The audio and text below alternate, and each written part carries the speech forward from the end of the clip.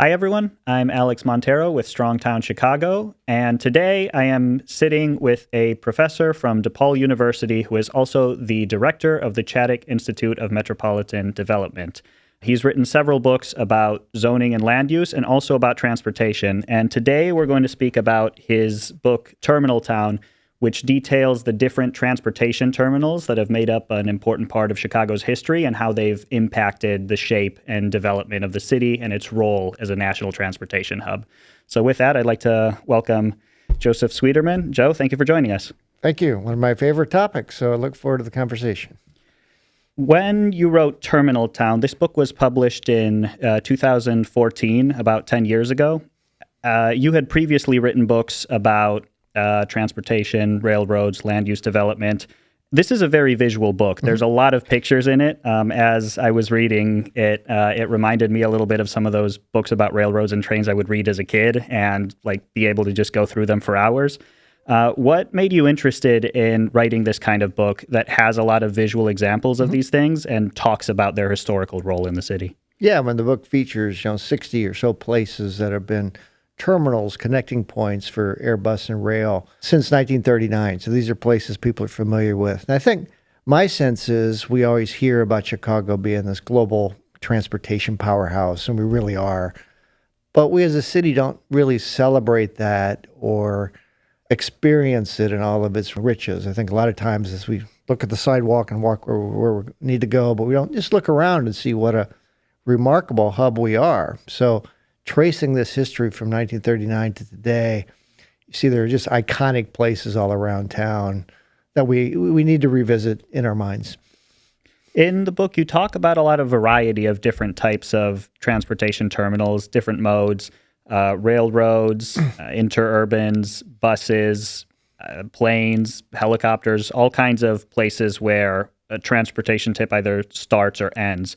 But can you describe for folks who maybe are a little bit less familiar, what is the definition of a terminal station for any kind of transportation form versus different types of stations? Yeah, well, the book really talks about inner cities. So people who are traveling between cities, it's famous that you can't get there without going through O'Hare or Union Station. So we are kind of the connecting point for the United States.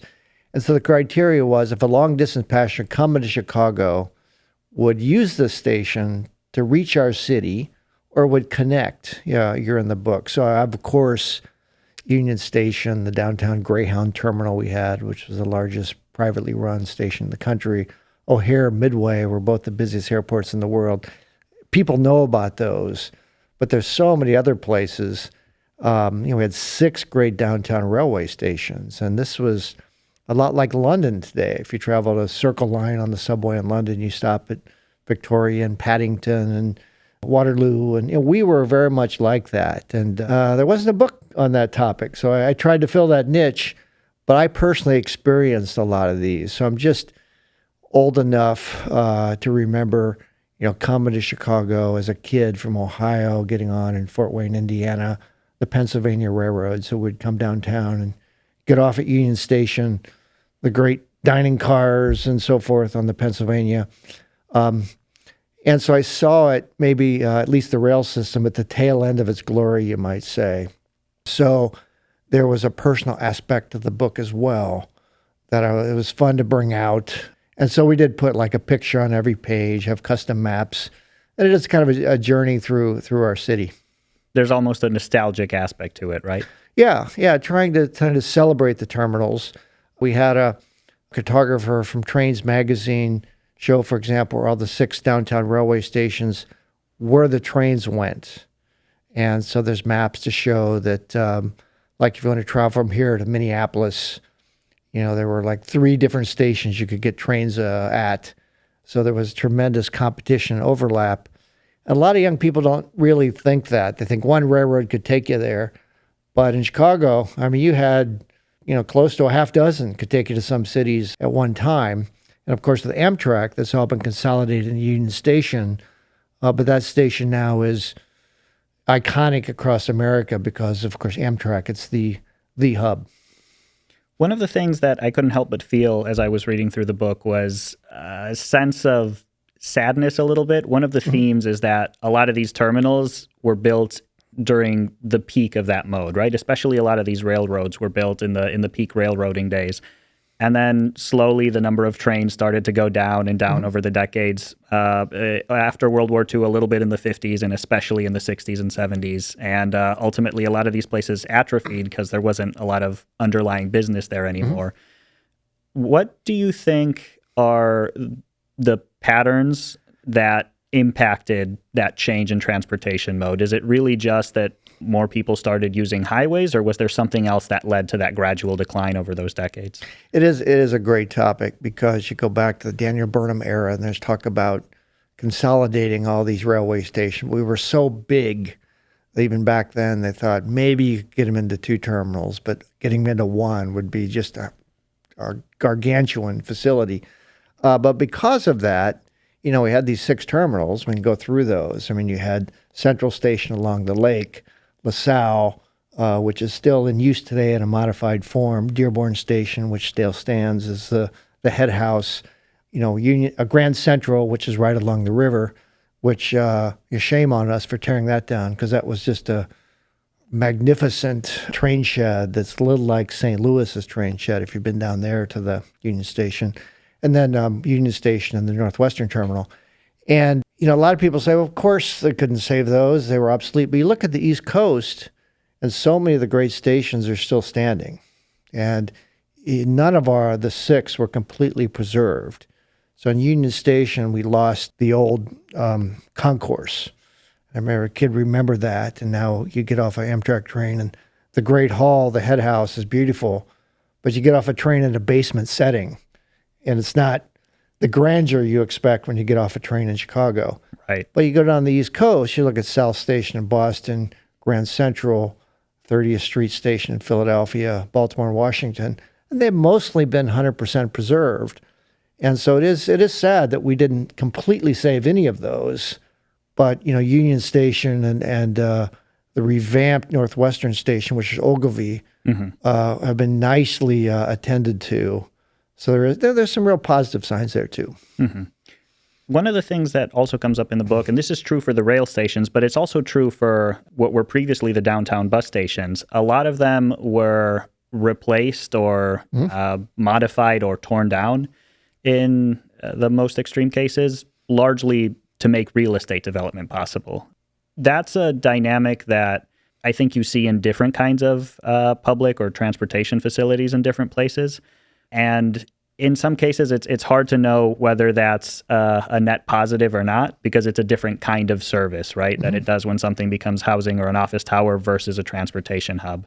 Can you talk a little bit about that, about how real estate markets play a role sometimes in taking these facilities, which are by their nature in really, really desirable areas, and over time increasing pressure for them to go someplace else or close down completely? Yeah, I mean, bringing back good memories of my time here in the early 80s. We had the Trailway Station near State and Randolph, and then a few blocks west of there you had the Greyhound Station, which is now the Chicago Title and Trust Building. And the Greyhound Station was a couple different floors, so buses came in on Lower Wacker, and they went up and down the corkscrew to get to the lower level.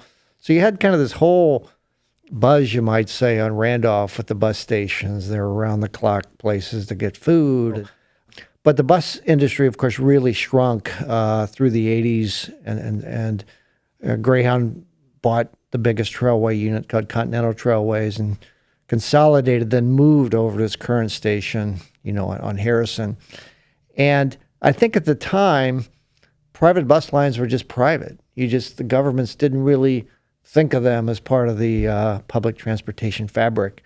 So somehow along the way, though, you might say Chicago missed the memo that, you know, with passenger rail being part of Amtrak, you want to integrate that with the intercity bus system, and that never happened. So Greyhound moved to a not so great location. It's gotten better with the post office having its great revival and the West Loop doing so well. You know, but now that station's threatened with closure, and we just haven't laid the groundwork to bring bus and rail, intercity rail and transit together. And that's a shame for our city because we're a great global city. I mean, we rank in the top 20. A.T. Kearney's work on you know, importance of cities.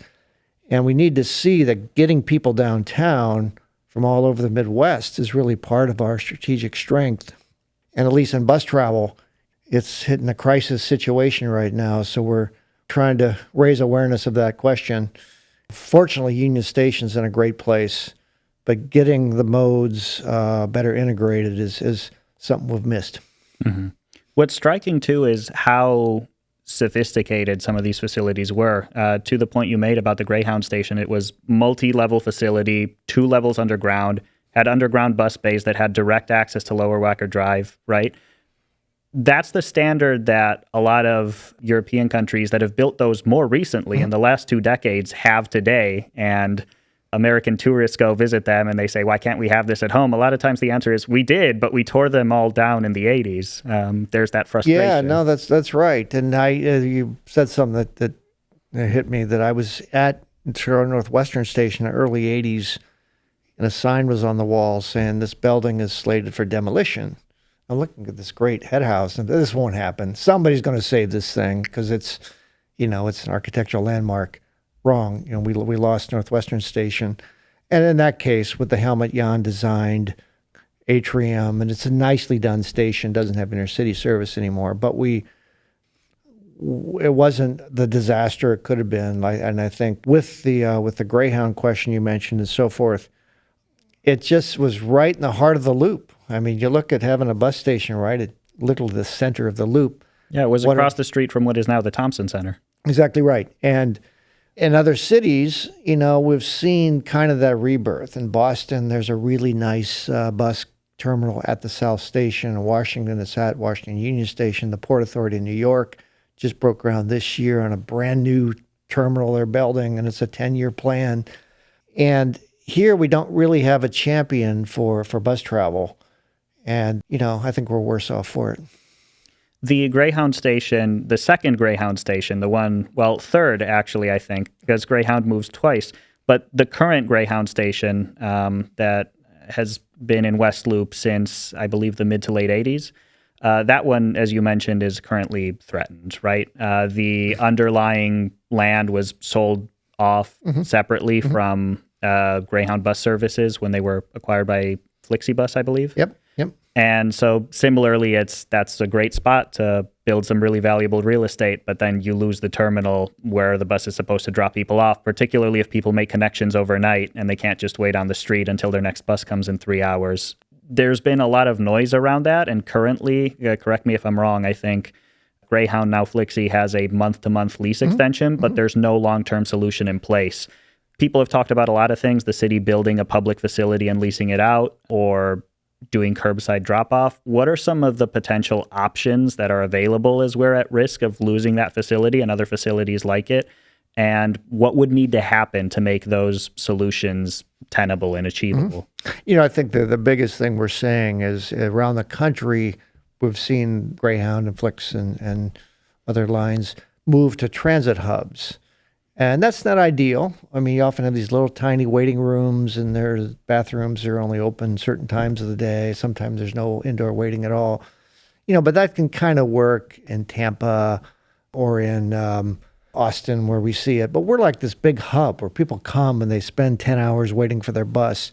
We have close to, 70 or 80 arrivals and departures a day at that station. So, and we don't really have a downtown transit hub that's got spacious bus drive-through lanes and things like that. So that's what's scary about this. I mean, we could end up with the bus industry out in some parking lot with a modular shelter. And for a city like us, that's, so we actually looked, it was a fun project. I had students look around the world and see if there's other cities of our size, metro areas our size, that just don't have a bus station, that just have outdoor waiting. And we would be the largest city in the Northern Hemisphere without. So we're thinking that's a pretty good incentive, to take thoughtful action. But what the larger political question we're saying is what we're seeing in Oregon and Washington State and others, and they're integrating bus and rail so well. So if you go from Seattle to Vancouver, there's 2 trains and 4 buses. They're both available on Amtrak.com. Same way with Oregon on the Cascade Corridor. And in Illinois, that would be such a great thing to have this great Amtrak system, an overlay bus with that, so people could see that you have a lot of options to get to different cities.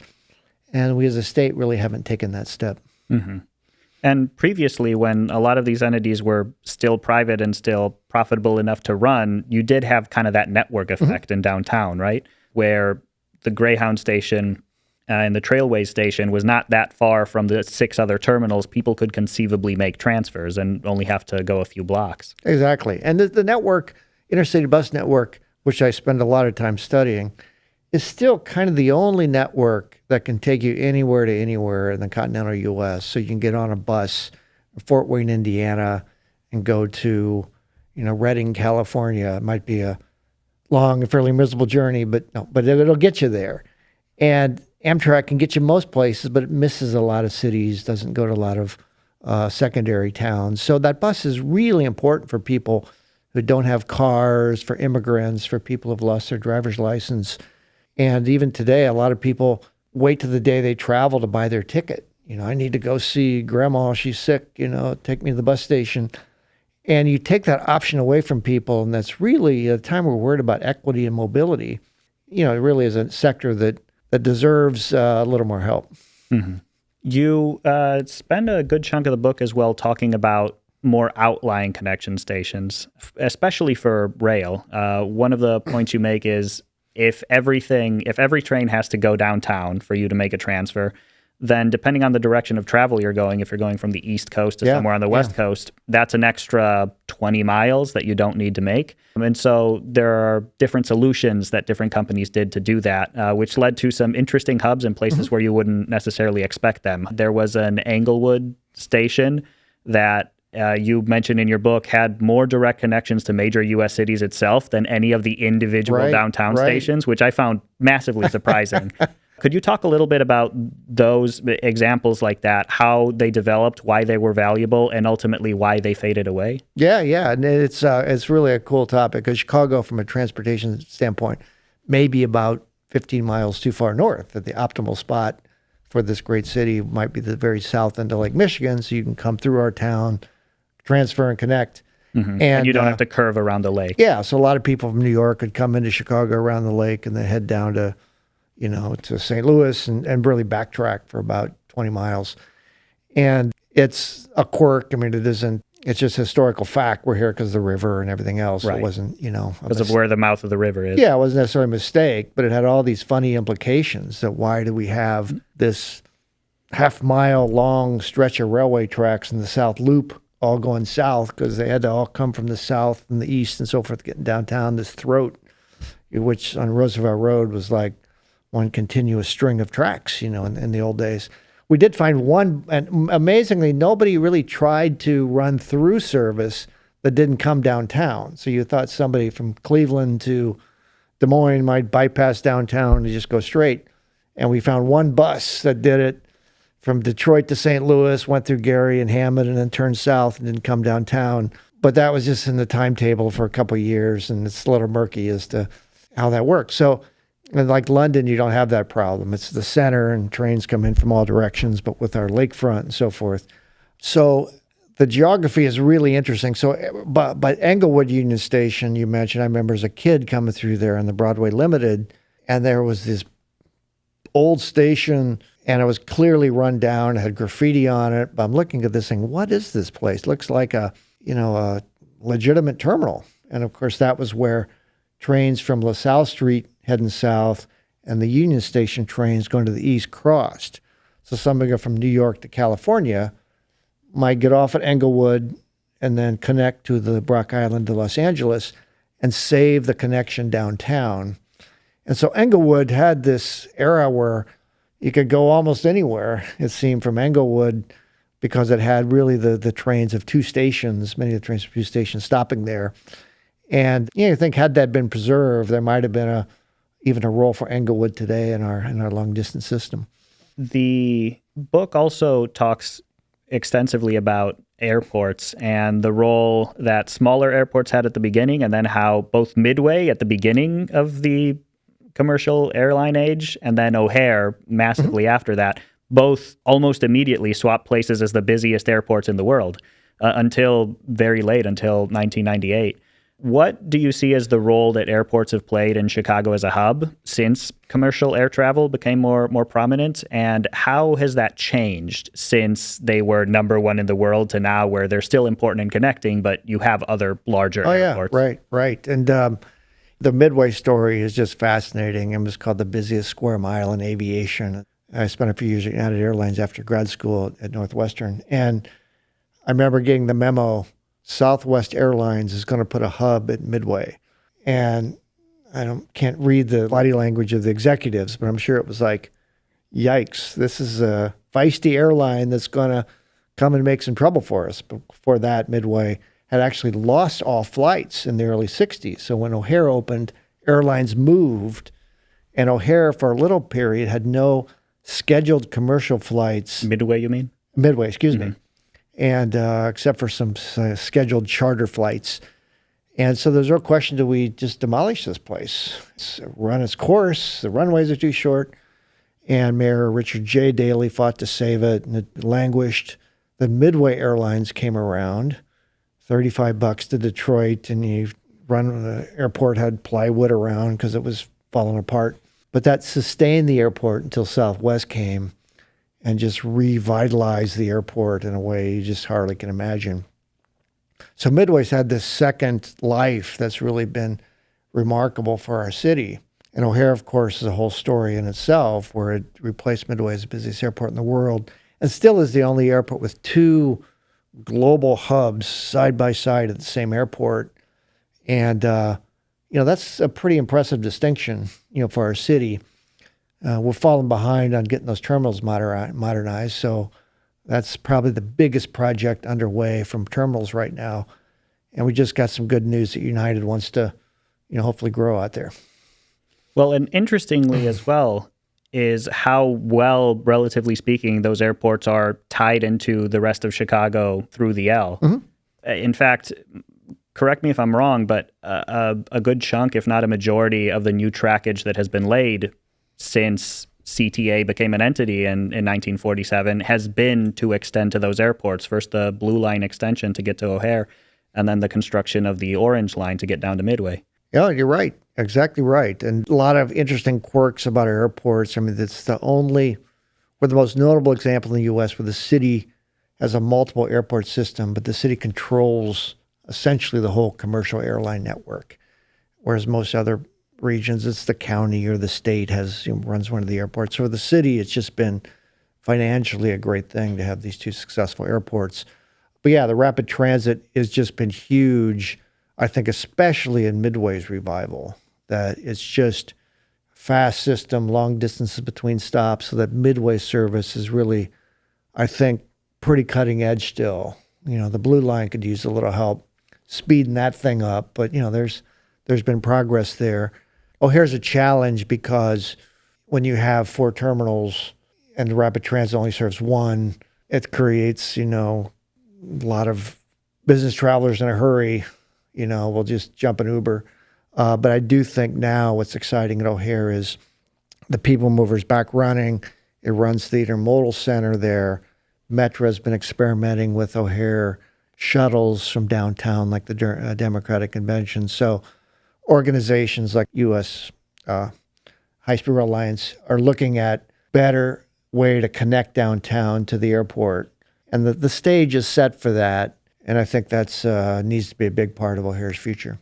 And that's something that you mentioned specifically about O'Hare in the book, is that it's a surprising hub, not just for airplanes and airlines, but also that there's bus service, and including a lot of bus service to other parts of the Midwest that leaves directly from O'Hare. It serves as a multimodal hub, not just an airport. It does. The new multimodal center has 3 or so bus lines that operate from there, and there's talk of improving it to make the train connection a little more pleasant, because now you have to go outside and walk a bit. Mm-hmm. But the stage is set for that. It's funny looking back at the development of O'Hare, how, the terminals from 1964 are pretty much still standing in Terminal 2 and 3, So the biggest project underway is O'Hare 21, which will revamp essentially built a satellite terminal, revamped Terminal 2.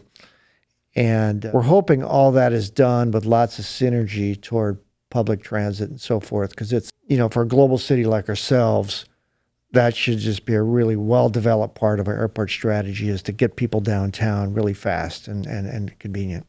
There's a dynamic that you mentioned that I think is funny because I've experienced it myself as well. One of the things that comes with being a hub for connections, and this is true for railroads, for airplanes, for all kinds of transportation modes, is that often people have a lot of bad experiences there just because there is a very high statistical chance that something will go wrong. That if you have a delay, that's the airport where you'll miss your flight, or that's the station where you won't be able to make your connection. So as somebody who lives in Chicago and for work travels pretty frequently, I find that I'm much less stressed than most of the other people around me who are usually connecting through somewhere else.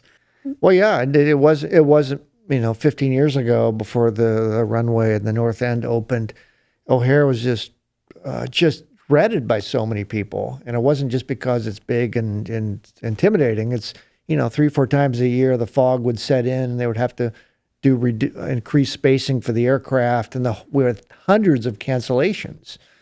And the weather would clear, and these flights are all still being canceled because of the sort of the trickle effect of that, the domino effect.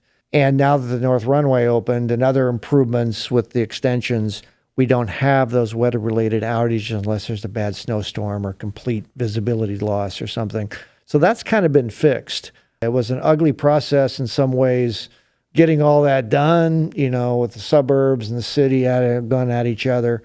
But I do think both airports are pretty efficiently run now. As we look at one thing that's changing, and it's probably a good thing, is that short hop flying is diminished, and more people are opting to drive and take the train and so forth, and even the bus. So we're seeing some patterns change, like the density of flights from here to St. Louis or here to Detroit has actually fallen. And from a sustainability standpoint, that's probably a good thing. But it does mean investing in these other modes to get people out of their cars and the buses and trains. There's a real opportunity there because the airlines are less interested in those kind of flights. And on that note, this book came out 10 years ago at this point. You have a little section at the end of the book talking about what might be some of the important changes to Chicago's role as a transportation hub and how different networks tie together. In the years since the book was published, how has that changed? Were some of your predictions correct? Did some things evolve in directions that you didn't necessarily see coming?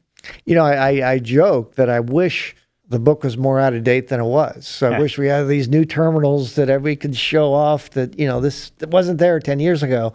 But for the most part, it's been incremental change. Union Station has come such a long way in terms of the beauty and efficiency of it. And of course, with the new infrastructure funding, there's lots of work happening there. O'Hare, we added gates to the international terminal. But, from the bigger scheme of things, it's mostly been those terminals. And so I think Chicago, it's now incumbent on us to kind of think big about what's next for us. And of course, O'Hare, the O'Hare 21 plan is going to create this beautiful global terminal that's going to kind of integrate international and domestic together with cutting-edge technologies. There's talk, one thing we mentioned in the book, and it's happening now, is real planning work on the old platforms under the post office could be used for train service.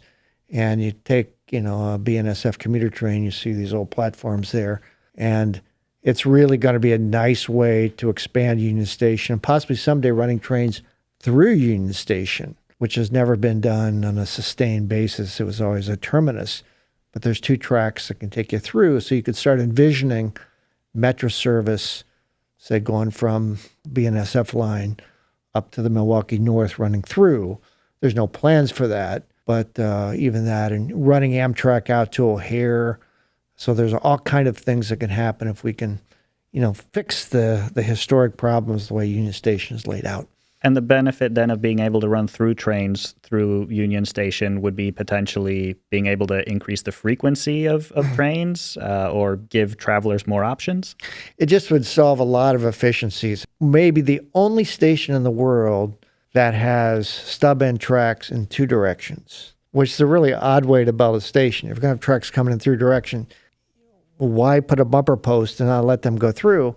And you could run the same amount of activity with half the tracks if, like in many European countries and in other cities, Philadelphia and others, even Penn Station, those trains can run through, stop for 10 minutes and go, instead of coming in, sitting, unloading, and then backing out, which, is a very inefficient way to use those tracks. So there's a way to speed service up, connecting the suburbs a lot better where you don't have to get off your train. And that's one thing, just pivot a bit to how this sort of fits together, is we think our city needs to really work to build connections between Metro and CTA a lot better. Right now, if you want to travel from suburb to suburb B or from part of the city to another part, you may have to take the train in, go up the steps to the street, schlep your bags 4 blocks, get to the commuter train, get on. And other cities, Philadelphia, New York, and others have found ways, or historically had better ways for the subway, heavy rail, rapid transit, and commuter train and long-distance train to come to the same spot.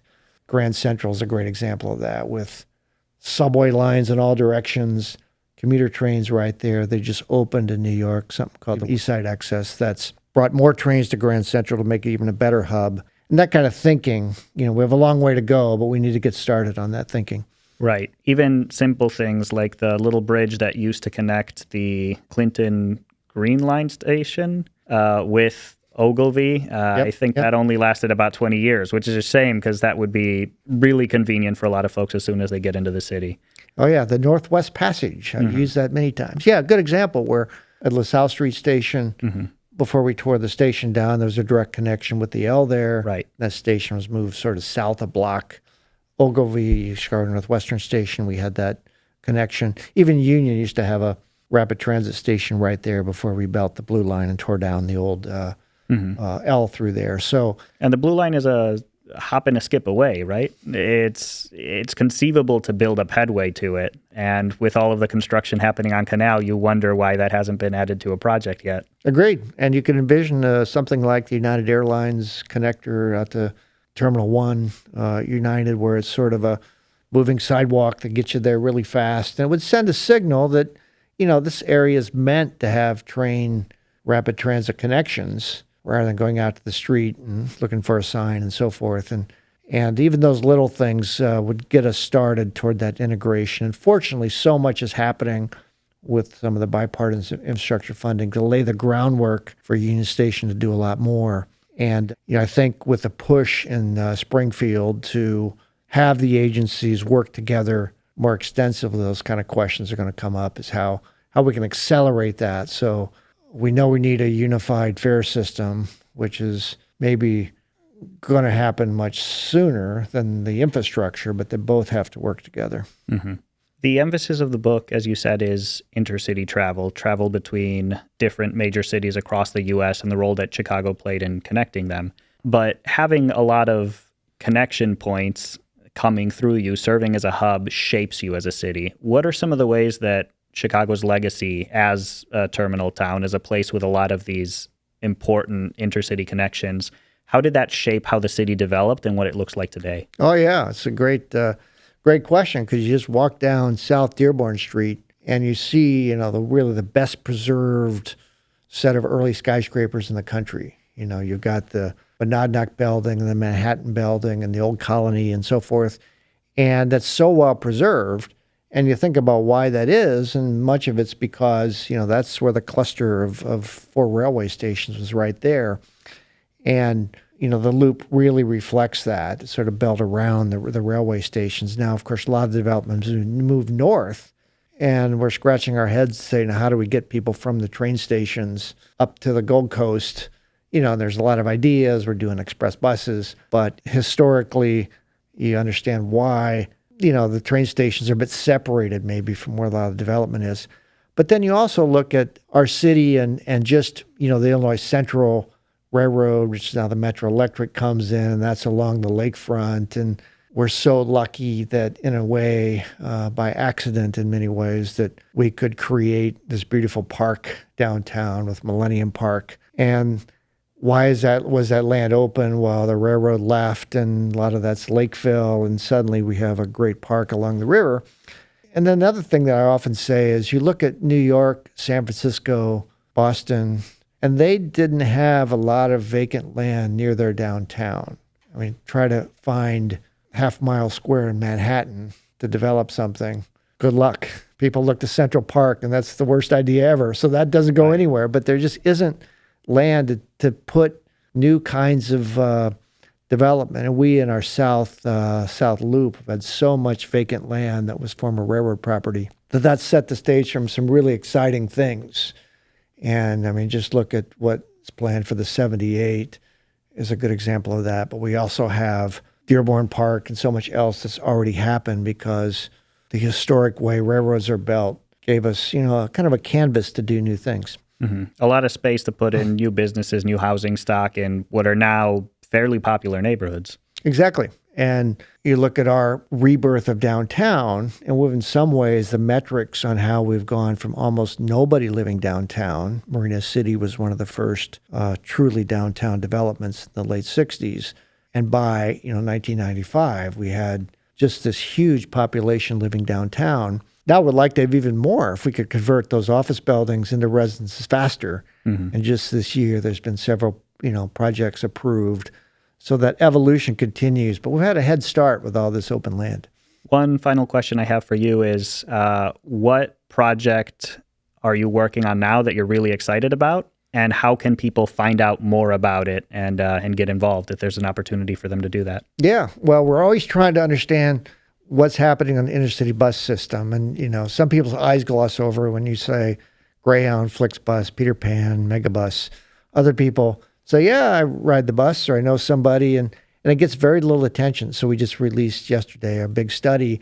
There's a lot of good news around the country. And we're predicting 4% ridership growth for bus travel this year, which may not sound like much, but that's actually higher than the projected rate of car and air travel this year. So we think it's going to be a good year. Wow. And then we're also looking at trying to understand the loop and what the future there is. And it's there's been some really good trends. I mean, tourism is probably all-time high. People are spending a little more than last year, too. We're seeing the loop evolve now with lots of special events, and the weekend it lights up with more traffic than it used to. And then on a rainy Tuesday, where is everybody? So we're seeing, I think, some real favorable things downtown. So we're trying to document that. Okay. Thank you so much for joining us, Joe. This was a great conversation, and appreciate all your insights on both the transportation network and land use in Chicago. Yeah, I really enjoyed the conversation.